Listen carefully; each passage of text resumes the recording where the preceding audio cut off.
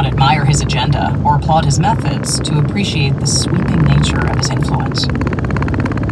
G-Man shows how Hoover built the FBI into one of the most storied institutions in American government. It also seeks to restore the sense of uncertainty, experimentation, and genuine risk that went into that process. Hoover's popular image suggests that exercising power is a simple task. Press a few buttons, whisper in a few ears, twist a few arms, and presto, the world opens up. The truth is that power does not simply arrive. It has to be created, policy by policy, law by law, step by excruciating step. For Hoover, this happened slowly. His first decade as bureau chief mostly involved paperwork and internal reforms. Only with the New Deal and its flexing of federal muscle did the FBI begin to resemble the agency we know today. It may seem odd, given Hoover's legendary contempt for liberals, to think of the FBI as a New Deal initiative.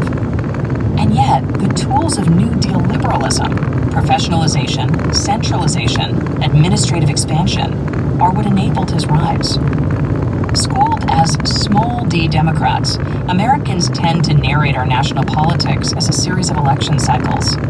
Less often noted, but at least as important, are the stories of appointed officials like Hoover, those unelected and sometimes unaccountable bureaucrats who find a path to power outside of electoral processes.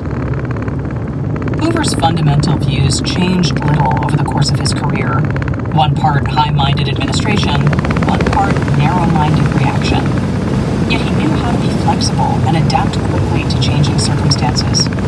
Federal jurisdiction determined which laws he was bound to enforce, but that category shifted constantly as Congress enacted new legislation and president after president looked to the FBI to carry out new duties.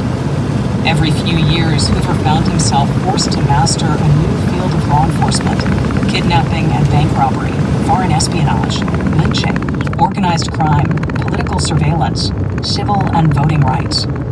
Often he had to do it in just a few months' time and in the midst of crisis.